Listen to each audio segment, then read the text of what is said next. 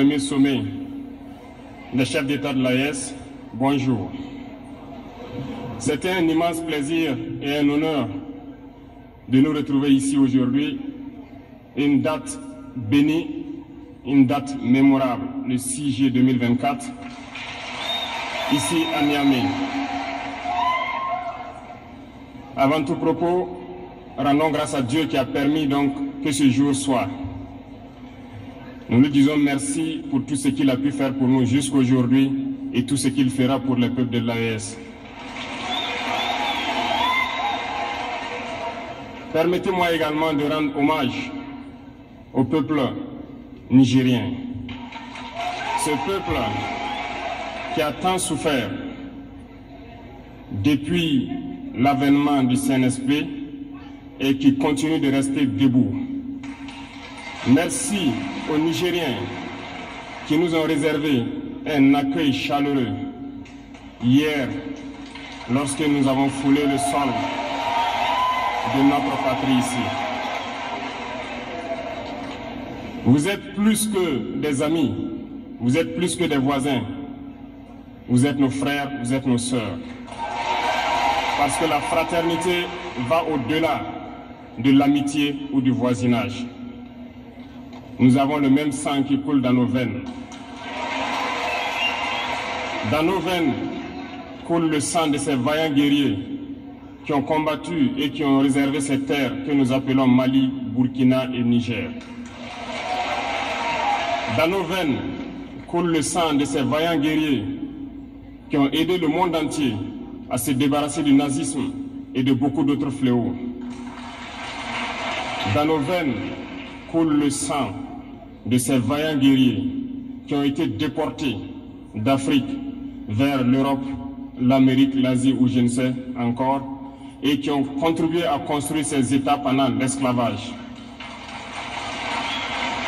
Dans nos veines coule le sang d'hommes dignes, d'hommes robustes, d'hommes debout. Et pour cela, soyons-en fiers et soyez remerciés d'être ressortissants de l'AES. L'Afrique, ce continent qui a tant souffert et qui continue de souffrir du fait des impérialistes. Ces impérialistes n'ont qu'un seul cliché en tête. L'Afrique est l'empire des esclaves. C'est comme ça qu'ils voient l'Afrique. Pour eux, les Africains les appartiennent. Nos terres les appartiennent. Nos sous-sols les appartiennent. Ils n'ont jamais pu changer de logiciel jusqu'à aujourd'hui.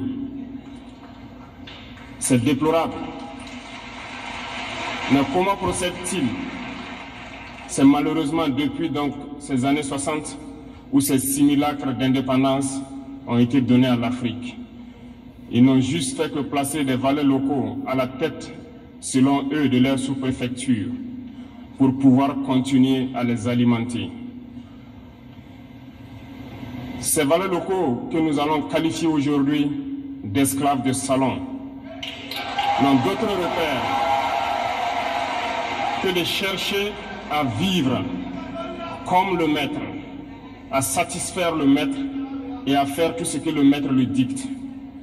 Ils volent, ils pillent nos États, amènent tout chez le maître et leur richesse est conservée chez le maître. Ils font tout pour vivre comme le maître et toujours le satisfaire. Lorsque le maître commande, ils exécutent. Savez-vous qui sont ces esclaves de salon? Eh bien, nous allons vous expliquer ce que c'est. Ce sont des individus qui n'ont aucune dignité, qui n'ont aucune morale, qui n'ont aucune personnalité. Mais le maître esclave a toujours su identifier ces individus.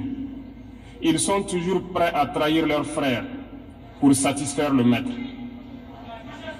Ils nous ont trahis depuis l'indépendance et d'autres continuent jusqu'à aujourd'hui à nous trahir au profit de leur maître. Ces individus continuent toujours, contre vents et marées, à piller l'Afrique, à aider le maître à piller l'Afrique. Ils se plaisent à le dire chaque année dans leurs sondages économiques, le Burkina est le pays le plus pauvre, le Mali est le pays le plus pauvre, le Niger est le pays le plus pauvre. Nous sommes classés parmi les derniers.